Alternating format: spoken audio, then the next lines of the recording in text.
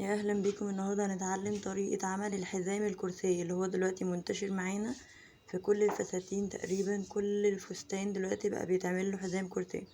ده الباترون الاساسي عندي اللي هو لحد منطقة الوسط، وهاجي عند خط الوسط ده اخد ربع دوران الوسط زائد مقدار البنسة. كان مقدار البنسة عندي في الخلف 2 سنتي، فدوران الوسط كان 80 على 24 سنتي، 20 ومقدار البنسة في الخلف 2، يبقى 22 سنتي، وهحط نقطة. هاجي عند الأمام واخد ربع دوران الوسط اللي هو 20، ومقدار البنسة في الأمام كان عندي 3 سنتي، هاخد 23 سنتي واحط نقطة، وابدأ اوصل منطقة الوسط بتاعة الخلف بمنطقة الصدر، ونقطة الوسط بنقطة الصدر، ومنطقة الأمام هاخد فيها نقطة الوسط، تقسيم الوسط بتقسيم الصدر، واوصلهم ببعض كده. طبعا الوسط هنا عندي هيبقى واسع لاني سايبة مقدار البنسة. هاجي في نص الوسط بالظبط اللي هو كان عندي 20، هاخد في النص 10 سنتي واحط نقطة، وهنا في النص برضو بالظبط كان 20، الوسط الأساسي بتاعي 20، ربع الوسط 20، هاخد عند النص بالظبط عند منطقة 10 نقطة ونقطة، يبقى أنا كده عندي نقطة في نص وسط الخلف وعندي نقطة في نص وسط الأمام، وهبدأ أرتفع بيها لحد خط الصدر. هرتفع بنقطة مكان البنسة لمنطقة الصدر اللي هو خط الصدر اللي هو معمول بالقلم اللون الأحمر. تمام، ادي الخطين دول. هاجي في الامام مقدار البنسة عندي بيبقى 3 سنتي، فالمفروض ان انا هاخد على خط الوسط يمين الضلع ده 1.5 سنتي وشماله 1.5 سنتي عشان يبقى مقدار البنسة كله 3. هاخد اهو 1.5 سنتي يمين الضلع، 1.5 سنتي شمال الضلع، وهبدأ اوصلهم. هاجي للخلف هعمل نفس الموضوع، بس الخلف كنا عارفين ان مقدار البنسة فيه 2 سنتي، فهاخد 1 يمين الضلع و1 سنتي شمال الضلع عشان يبقى عندي مقدار البنسة كله 2. وهبدأ اوصل الاضلاع بتاعتي، اضلاع البنسة لفوق. المرة دي بعمل تجسيم في منطقة الظهر من ورا كمان، لان الحزام او الكرسي بيبقى عريان، فلازم بنقفشه اكتر على الجسم اكتر من الملابس الطبيعية، علشان بيبقى مشدود جدا على الجسم. هو بيبقى اسمه حزام كرسي بيشد الجسم. فال1.5 سنتي الواحد اللي انا خدتهم فوق يمين وشمال الضلع البنسة ده علشان افشت او مسكت الحزام في منطقة الظهر. هاجي هدخل من عند منطقة الوسط، خط الوسط برضو 1 سنتي تاني، هوصله بالرقبة فوق بميل زي ما انتوا شايفين كده علشان العمود الفقري. انا هنا بصفي اي هوا موجود عندي في الباترون، لان الحزام او الكرسي او الكورساج ده بيبقى بنستخدمه في الملابس السواريه، فبيبقى قافش جدا على الجسم وماسك الجسم وبيبقى مشدود. هاجي عند اضلاع البنسة التانية بتاعتي اللي هي كانت في الامام، وهوصلها طبيعي خالص بخط الصدر فوق زي المثلث كده.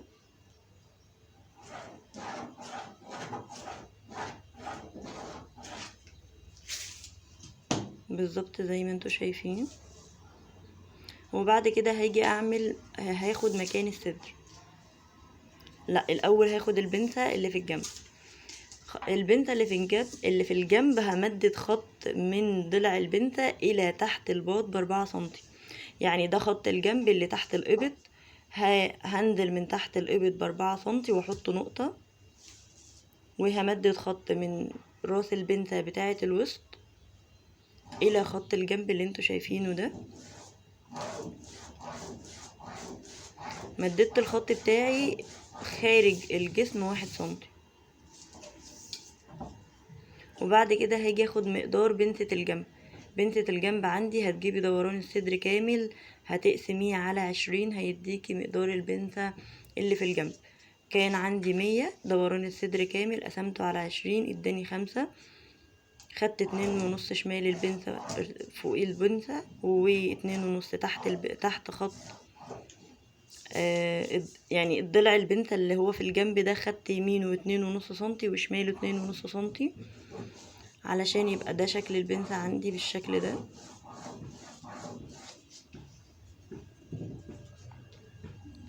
ودي راس البنسة، راس البنستين اللي هو مكان الصدر. هاخد مكان الصدر. لازم نعرف فين مكان الصدر، علشان واحنا شغالين هيفيدني ان التقويرة او التدويرة بتاعة الحزام اللي احنا شغالين عليه النهاردة، او لو هنشتغل في كورساج، يبقى شكل القب عندي لا يتعدى الدوران ده، عشان ما يحصلش عندي احراج في منطقة الصدر ان هي تتكشف بزيادة. فالاطار او الدورية دي بتقولك ان مكان الصدر هو هنا، ما ينفعش ان انت تجرحيه تنزلي عن الدايرة دي اكتر من كده. تمام. فالدايرة دي بجيبها ازاي؟ بقسم دوران الصدر كامل على 10. يعني كان عندي الصدر 100، قسمته على 10، طلع معايا حجم الدوران اللي همشيه 10 سم.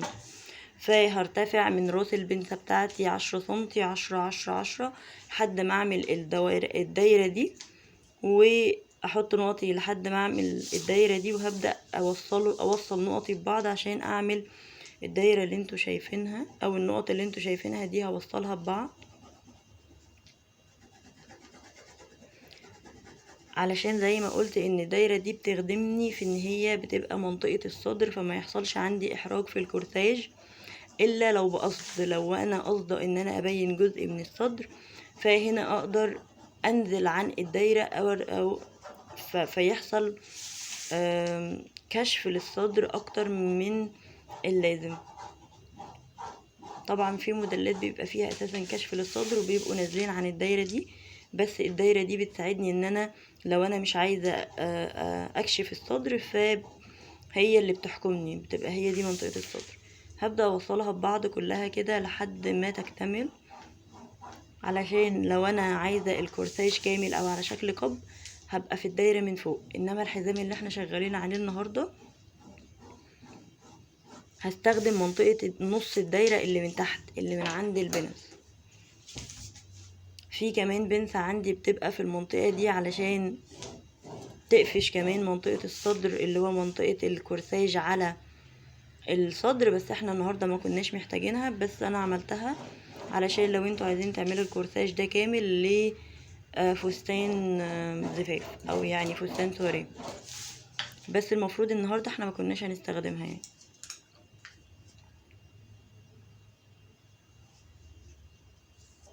ده الشكل بتاعي، ودي البنسة بتاعة الوسط هرتفع بيها في الدايرة بتاعتي عشان اقفل الدايرة اكتر، عشان اخلي الدايرة بتاعتي محكومة على او الحزام بتاعي، الحزام اللي هو الكورسيه او حزام الكورسيه يبقى قافش على الجسم اكتر.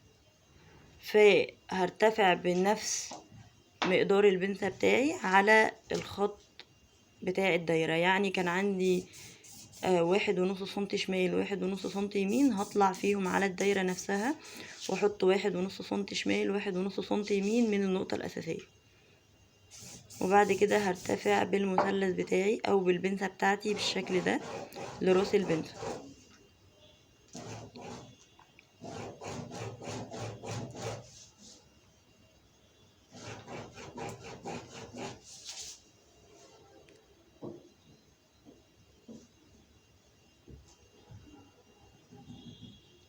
هاجي من عند خط الصدر وانزل لتحت على الدايرة بتاعتي عشان اظبطها، لان هي دي المنطقة اللي هبدأ اقص من عندها، علشان الحزام بيبقى متفرغ من عند منطقة الصدر وبيبقى ماسك في منطقة الوسط فقط. فمن عند خط الصدر وهبدأ اظبط الدايرة بتاعتي عشان هي دي المنطقة اللي انا هبدأ اقص فيها واخرج. شايفين منطقة الصدر دي او نقطة الصدر هرتفع منها 1 سنتي وادخل لجوه 1 سنتي علشان تظهر معايا النقطة دي. يبقى انا ارتفعت 1 سنتي ودخلت لجوه 1 سنتي، وهبدأ اوصلها بمنطقة الصدر بالشكل ده.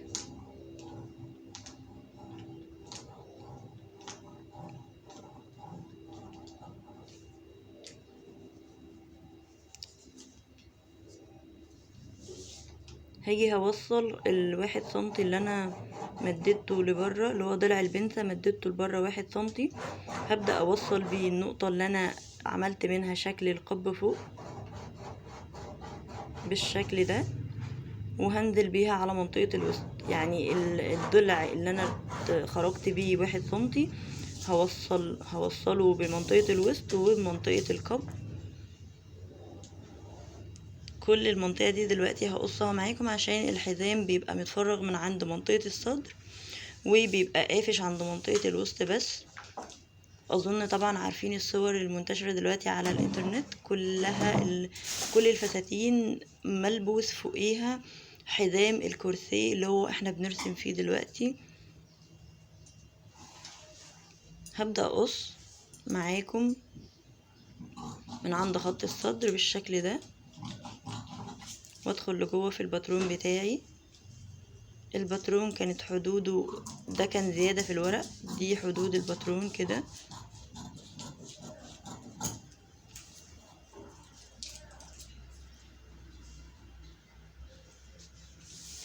هبدأ اطلع من فوق علشان افرغ منطقة او افصل الاول الجسم الامام عن الخلف، علشان الموضوع يبقى سهل معايا في الورق في قصه، لان ده ورق بيبقى ماسك نفسه شوية فممكن يتقطع مني، فبحاول اخفف على نفسي الموضوع.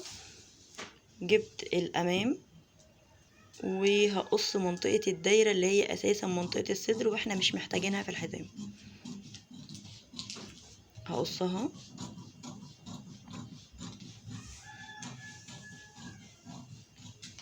لحد ما ارتفع لفوق لشكل القب اللي انا كنت موصلاه بالدايرة بالشكل ده فوق، وهفصل.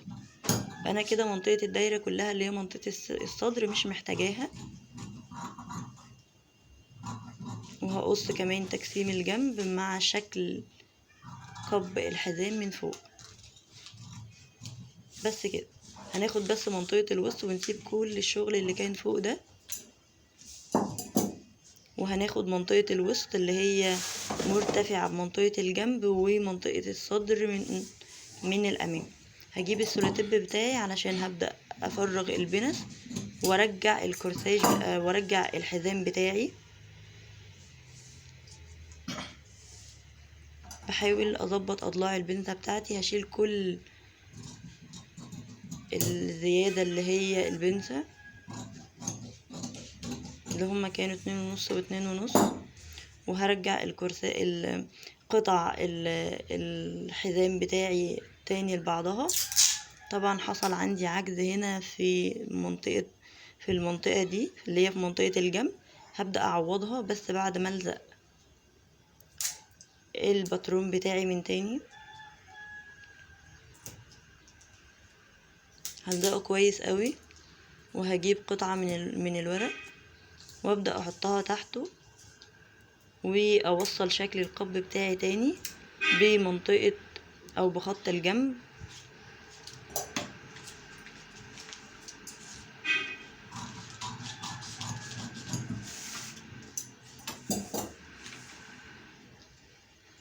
بالظبط كده، انا كده بعوض في منطقة الجنب في العجز اللي حصل عندي ده.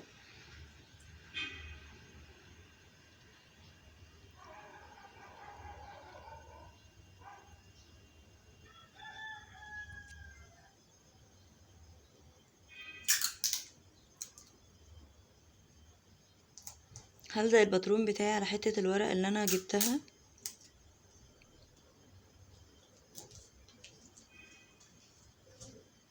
خلف وامام يا ريت، علشان الباترون يبقى كله قطعة واحدة، ولما تيجي تحطيه على القماش ما يبدأش يفك منك او يبوظ. الزقي كويس علشان الورق ده لو اتفك من بعضه على القماش ممكن تتوهي وما تعرفيش تجمعي الورق تاني الا بصعوبة، او باترونك تاني يعني. هبدأ اوصل منطقة حردة الباط اللي هي متصلة بالقب اللي هو مش كامل، قاصين منه منطقة الصدر بخط الجنب بالشكل ده. واي زيادة عندي في الورق هبدأ اقصها.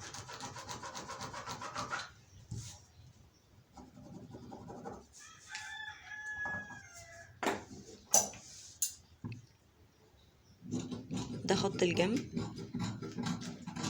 ودي حردة الباط. كده العجز اللي عندي اللي حصل خلاص انا عالجته وما حصلش حاجة. تمام. هاجي بقى اصفي بنسة الوسط علشان يحصل عندي تجسيم اكتر وقفشة او ماسكة للحزام بتاعي على منطقة الوسط. اول ما احطه على جسمي يبقى مشدود وشكله حلو من منطقة منتصف الصدر الى منطقة الجنب والظهر كمان، بدون وجود اللي هو الصدر، بومبي الصدر احنا شلناه واستغنينا عنه، لان الحزام هو شكله كده بيتحط فوق الفستان بالشكل ده. هو كمان بيبقى قطعة خارجية مش متصلة بالفستان. ممكن بقى بيتحطله البالينات وبيتحطله الاستراسات والاكسسوارز اللي بتخليه زي ما انتوا شايفين في الفساتين.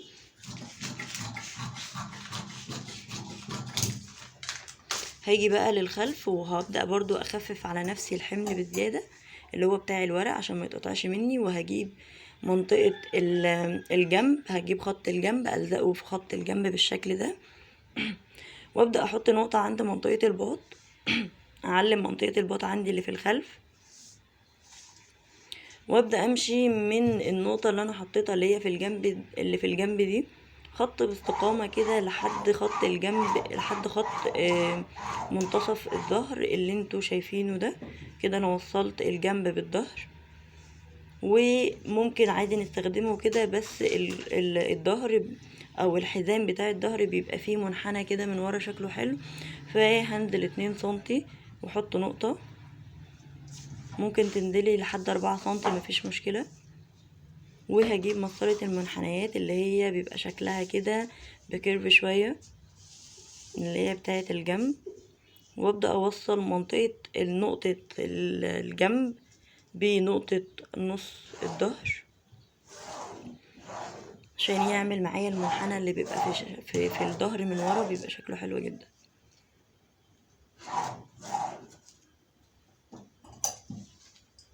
هبدأ اصفي 1 سنتي اللي هو بتاع العمود الفقري او نص الظهر الهوا، وكمان شكل المنحنى بتاع الظهر اللي هو بيبقى شكله حلو في الحزام، وكمان البنسة بتاعة الوسط اللي هي اساسا مرتفعة معايا لخط الظهر علشان لخط الظهر فوق علشان تعمل معايا شدة وتجسيم اكبر للحزام بتاعي. هو ده الاربع اجزاء، هما دول الاربع اجزاء بتوع الحزام. هتبدأي تجيبي قماش متني على 2 وتحطي كل جزء من دول بزيادات الخياطة، بتعلمي على باترونك الاول، ثم بعد كده بتسيبي زيادات خياطتك 1.5 سنتي حوالين الباترون كله، وبتخرجي من كل قطعة دي قطعتين على القماش وبتبدأي تخيطيهم في بعض، بيديكي شكل الحزام الكامل. وتبدأي تضيفي البالينات بتاعتك وتضيفي الاستراس والاكسسوارز بتاعتك علشان الحزام عندك. وطبعا خط الظهر بيبقى فيه عروات معمولة من القماش علشان لما نحط الحزام بتاعنا نبدأ نشد الكورساج او نشد الحزام بتاعنا او الكورسيه بتاعنا على قد الجسم بالظبط، يبقى احنا مجسمين بالبنس وكمان بنشد بالحزام، فيحصل عندك التجسيم اللي بنشوفه في الصور فوق الفستان. وكده تمام جدا.